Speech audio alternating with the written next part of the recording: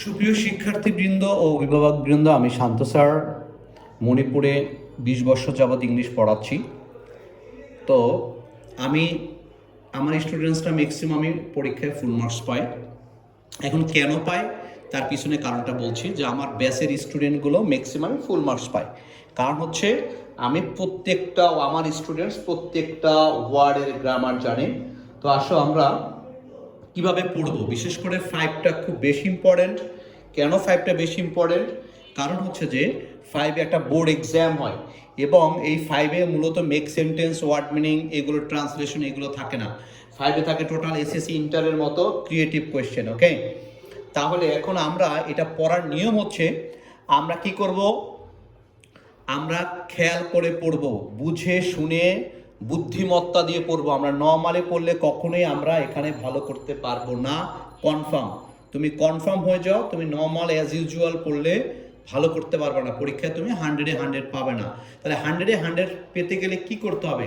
পেতে গেলে পড়তে হবে যে এখানে এই লুক অ্যাট দ্য পিকচার্স, এগুলো কার কি নাম, এই বাক্যটা কি বাক্য, এই বাক্যটা কোথায়, কেমনে, কি কারণে, কোন উদ্দেশ্যে, কোন জায়গায়, কোনভাবে এই বাক্যটা ব্যবহার হয়, কোন ওয়ার্ডের সাথে কোন ওয়ার্ডটা বসে, এটা যখন জেনে শুনে বুঝে করবা তখনই তুমি পরীক্ষায় ফুল মার্কস পাবা, আদারওয়াইজ সম্ভব না।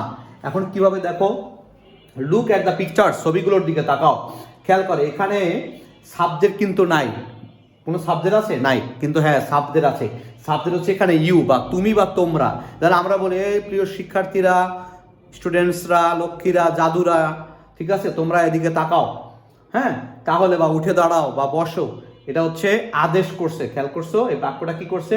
আদেশ করছে তোমাদেরকে, যে লুক অ্যাট দ্য পিকচার্স। তাহলে কাদেরকে আদেশ করছে? তোমাদেরকে। এখানে সাবজেক্ট হচ্ছে ইউ, বাট ইউটা লুকানো আছে, ইউটা এখানে নাই। লুক অ্যাট দ্য পিকচার্স, ছবিগুলোর দিকে তাকাও। তাহলে খেয়াল করো, এখানে ইউ সাথে ভার্বের প্রেজেন্ট ফর্ম হয় you look. Okay, look at the picture, at হচ্ছে এখানে প্রেপোজিশন। ওকে, দা হচ্ছে আর্টিকেল, পিকচার্স হচ্ছে নাউন, প্লুরাল নাউন। ওকে, একের অধিক, তাই ইয়ের যোগ হয়েছে। ক্লিয়ার? এখন খেয়াল করো, লুক অ্যাট দ্য পিকচার, এই সেন্টেন্সটা পরীক্ষা আসবে। এই সেন্টেন্সটা কি sentence? Assertive, interrogative, imperative, objective. তাহলে আমাদের বলতে হবে এটা ইম্পারেটিভ। কেন imperative?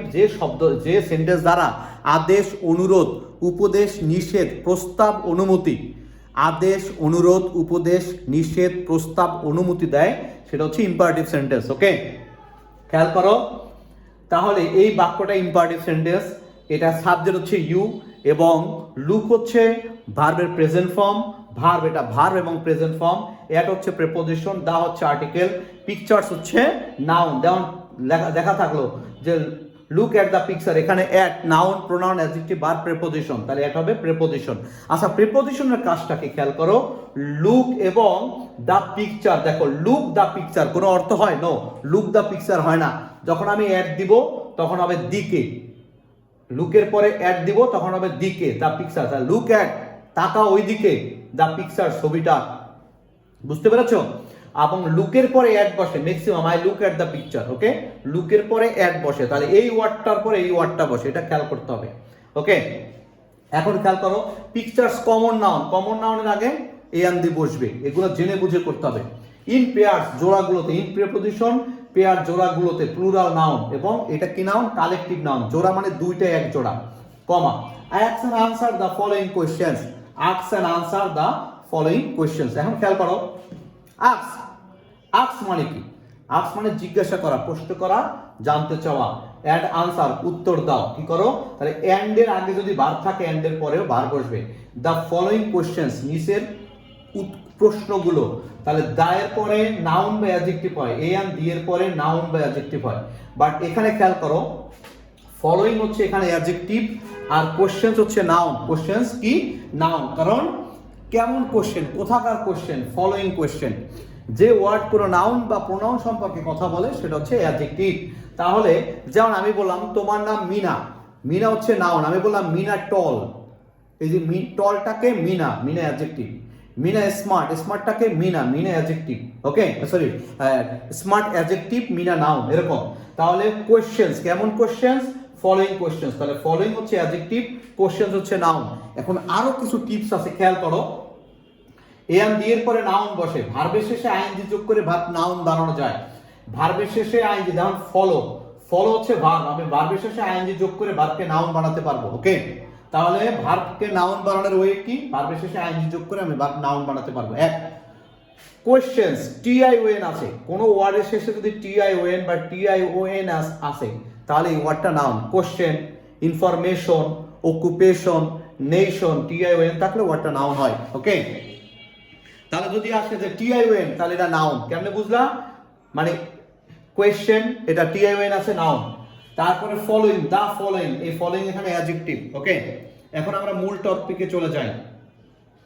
Have you ever gone to a library? দেখো, এভার হচ্ছে একটা সাইন, এভার কোনো বাক্যে থাকলে প্রেজেন্ট পারফেক্ট টেন্স হয়। প্রেজেন্ট পারফেক্ট টেন্স হচ্ছে হ্যাভ, হ্যাজ প্লাস ভার্ব 3, মানে ভার্বের পাস্ট পার্টিসিপল। দেখো হ্যাভ আছে, আছে হ্যাভ। এখন হ্যাভের পরে কখনো গো হয় না, হ্যাভের পরে হবে গন। হ্যাভের পরে কখনো গো হয় না, ওয়েন্ট হয় না, গোয়িং হয় না, হ্যাভের গোজ হয় না, হ্যাভের পরে হবে গন, কারণ হ্যাভের পরে ভার্ব 3 বসে। Okay, you have, okay, have you, your সাথে হ্যাভ বসবে, তাহলে have you, you have. Have you ever, ever থাকলে প্রেজেন্ট পারফেক্ট টেন্স, তাহলে এবার থাকলে কি টেন্স? Present perfect tense. Have you ever gone to a library?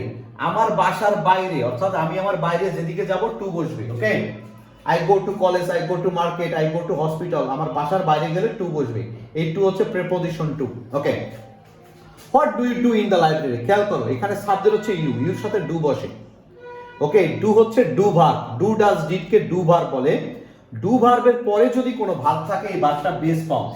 এই ডু ভার্ব এর পরে যে ভার্ব থাকবে এটা বেস ফর্ম হবে, এটা টেন্স। এটা কিন্তু টেন্স, বাট এটা কোনো টেন্স না, কারণ বেস ফর্ম কোনো টেন্স হয় না, এটা বেস ফর্ম, এটা টেন্স। ওকে, তাহলে what do you do in the library? লাইব্রেরির মধ্যে, কোনো কিছুর ভিতরে থাকা, যখন ও লাইব্রেরির মধ্যে বসে আছে না, তাই ইন বসবে। ওকে, আর what, when, where, who, which, why, how, whose, whom, এরপরে ডু বসে। ওকে, ডু ডাজ ডিড বসে এগুলোর পরে। আচ্ছা, খেয়াল করে, এটা ইন্টারোগেটিভ বাক্য, কারণ এটা ইন্টারোগেটিভ সেন্টেন্স। কেন? এটা কোশ্চেন মার্ক আছে। What kind of books do you like? আবার দেখো, এখানে সাবজেক্ট ইউ, ইউর সাথে ডু বসে, do you, you do, do এর পরে ভার্বের base form do like. Okay, এবার আসো, আর অফ হচ্ছে প্রিপোজিশন। অফ শব্দের অর্থ হলো বয় শূন্য র বা এর, কামালের, জামালের, র বা এর হচ্ছে অফ। মনে থাকবে, এই আমার প্রত্যেকটা কথা মাথায় রাখবা, দেখবা সোজা। রিড অ্যান্ড অ্যাক্ট আউট, এটা imperative sentence. Read and act out বলছে, এখানে সাবজেক্ট কিন্তু ইউ, তুমি পড়ো এবং অভিনয় করো। ওকে, এই এন্ড এর আগে আছে ভার্বের প্রেজেন্ট ফর্ম, এন্ড এর পরেও present form. Rina and Omar are in the public library. আচ্ছা, রিনা নাউন, প্রপার নাউন, ওমরও প্রপার নাউন, কিন্তু এন্ড কি করছে? এন্ড একটা কনজাংশন, রিনা এবং ওমরকে একত্র করছে। রিনা এন্ড ওমর, একের বেশি হইলে প্রেজেন্ট সিম্পল টেন্স বা প্রেজেন্ট টেন্স আর হয়, তাহলে Rina and Omar are in the public library. আমি বলেছি লাইব্রেরির মধ্যে থাকলে ইন হবে, ইন দ্য পাবলিক লাইব্রেরি। এখন খেয়াল করো, পাবলিকও নাউন, লাইব্রেরিও নাউন, দুইটা নাউন পাশাপাশি থাকলে, এটাও নাউন, এটাও নাউন, তাহলে প্রথমটা হবে অ্যাডজেক্টিভ আর পরেরটা হবে নাউন। আমি বললাম লাইব্রেরি, কেমন library? Public library. Okay, library কেমন library? Public library. Library noun, public হচ্ছে অ্যাডজেক্টিভ। খেয়াল করো, they have come to the library to read books. এখানে সাবজেক্ট হচ্ছে দে, দে সাথে প্রেজেন্ট পারফেক্ট টেন্সে হ্যাভ বসবে, দে হ্যাভ। একের বেশি হলে হ্যাভ বসে, they have, we have, you have, Kamal and Jamal have. হ্যাভের পরে ভার্ব 3 বসে, কাম, কেম, আবার কাম, এখানে কামটা কিন্তু ভার্ব 3। আচ্ছা, they have come to the library, বাসার বাইরে যেতে টু বসে, প্রিপোজিশন টু, মানে দিকে, এই টু মানে দিকে, লাইব্রেরির দিকে যায় তারা। কেন যায়, কি কারণে যায়, কোন উদ্দেশ্যে যায়, কোন উপলক্ষে যায়, বা বিকজ, বিকজের পরিবর্তে আমরা টু বসাবো। আগে আমরা বিকজ বসাতাম খুব, কিন্তু বিকজের পরিবর্তে টু বসাবো। এই টুটা হচ্ছে ইনফিনিটিভ টু, এই টু মানে কেন। তারা দে কাম টু দ্য লাইব্রেরি, তারা লাইব্রেরিতে আসে, কেন আসে? টু রিড বুকস, বই পড়তে আসে। তাহলে কি কাজ করতে আসে? টু রিড বুকস, বই পড়তে আসে।